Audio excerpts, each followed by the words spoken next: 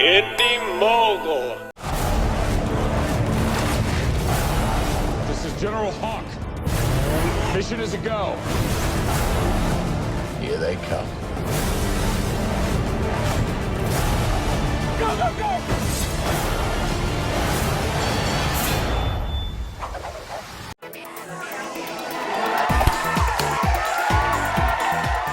Oh my God! What happened to G.I. Joe? For many generations, this is not the Joe they grew up with. So how did we get from this to this? It's been a long, hard journey through the land of market development. In 1963, Stan Weston noticed the popularity of Barbie and decided to make a similar doll aimed at boys. Thus, G.I. Joe was born. The line prided itself on realism and featured dolls for each branch of the military, as well as soldiers from other countries. But then there was Vietnam, and suddenly war didn't seem like such a great selling point for a toy line. So for a while, Joe just had adventures. Kinda like a mercenary, but obviously they left that parallel out of the promotional materials. The toy line, though, eventually died out. However, the success of Star Wars inspired Hasbro to relaunch G.I. Joe as a line of smaller action figures and pit them against Cobra Command.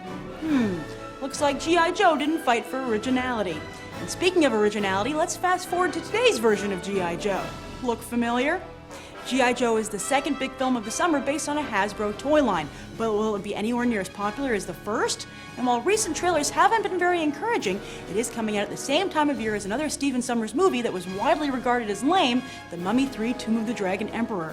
And that movie was such a big success, they're making a fourth one. See, in Hollywood, nobody cares if a movie is lame as long as it makes a ton of money. Stick around, soldier, as after the break we'll get a sit rep from audiences on G.I. Joe.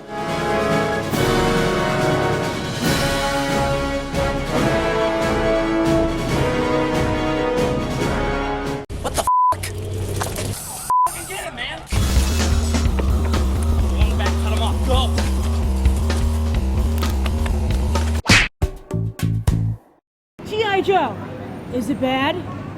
No, it's very good. I thought it was less. I was expecting less and it was more. At first I thought it was going to be a little whack, but it turned out to be good. I came in thinking it was going to be bad, and it was actually, I really enjoyed it. I thought it was going to be really cheesy and really corny, but I was pleasantly surprised. So this is Milo, and you watch Beyond the Trailer regularly? Yes. And so you decided to come on the show for G.I. Joe. Oh, definitely, yeah. Why did you pick G.I. Joe? Because I was too late for Aliens in the Attic, so. Well, was it a good choice? I don't know. I mean, it's a summer movie, you know, and it's all explosives and it's all just gunning down, but it's not a great movie. It was a little too much. It was a lot of action, but sometimes a little bit too much, so. How does it compare to the other big movies of the summer? What is the other big movie? You like Transformers 2, Star Trek? Actually, I kind of liked it. I liked it better than Transformers 2. I think that Transformers was the best movie, so I feel Transformers is the best. It was the kind of same weird filming that Transformers has, just everything exploding, and I'm not big into that, so. Have you ever played with G.I. Joe?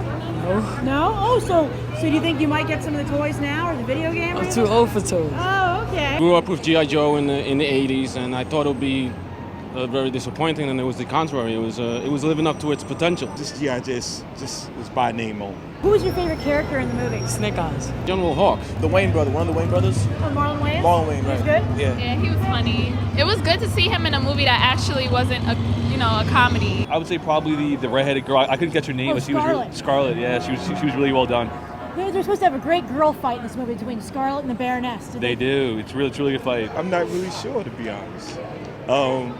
There was some corniness to some of the characters, like the main Cobra character. I mean, he tried to fashion himself straight out of the comic book, so it was a little bit corny. Do you think that these movies, G.I. Joe should be more realistic?